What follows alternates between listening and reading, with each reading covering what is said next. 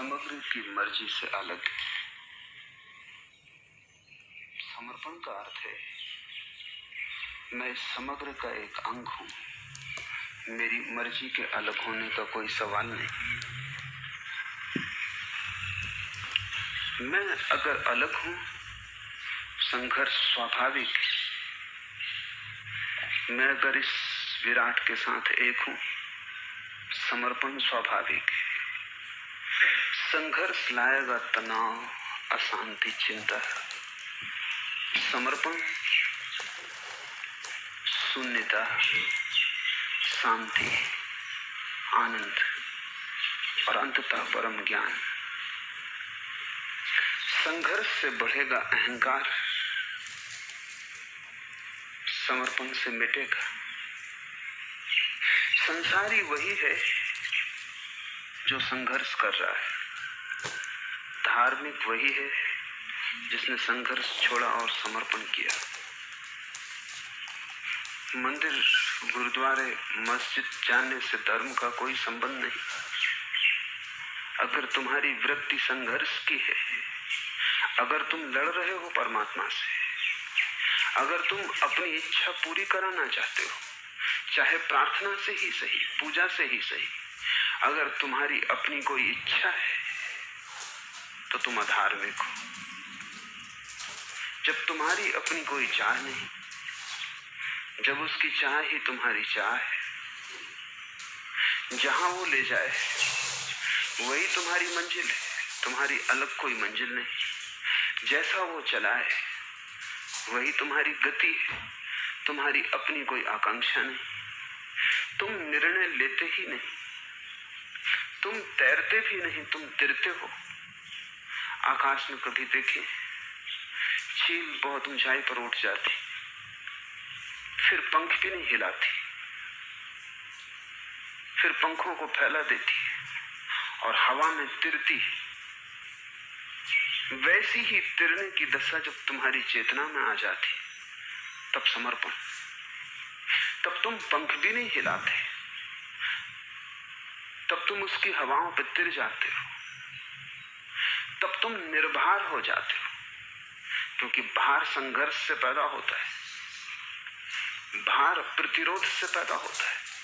जितना तुम लड़ते हो उतने तुम भारी हो जाते हो, जितने भारी होते हो उतने नीचे गिर जाते हो। जितना तुम लड़ते नहीं उतने हल्के हो जाते हो, जितने हल्के होते हो उतने ऊंचे उठ जाते हो। और अगर तुम पूरी तरह संघर्ष छोड़ दो तो तुम्हारी वही ऊंचाई है जो परमात्मा की। ऊंचाई का एक ही अर्थ है निर्भर हो जाना, और अहंकार पत्थर की तरह लटका है तुम्हारे गले में। जितना तुम लड़ोगे उतना ये अहंकार बढ़ेगा। ऐसा हुआ कि नानक एक गांव के बाहर आकर ठहरे। वो गांव सूफियों का गांव था, उनका बड़ा केंद्र था। वहां बड़े सूफी थे, गुरु थे। पूरी बस्ती ही सूफियों की थी। खबर मिली सूफियों के गुरु को, तो उसने सुबह ही सुबह नानक के लिए एक कप में भरकर दूध भेजा। दूध लबालब था, एक बूंद भी और न समा सकती थी।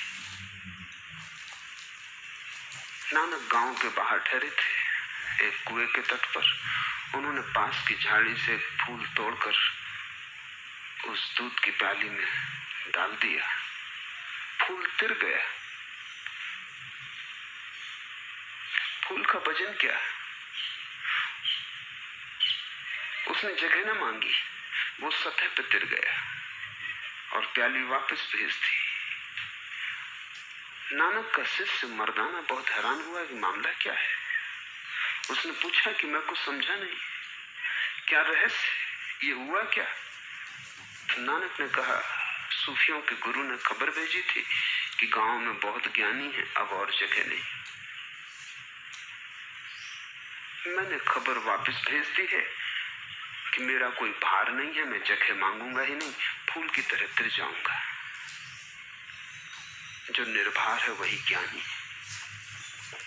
जिसमें वजन है अभी अज्ञान है।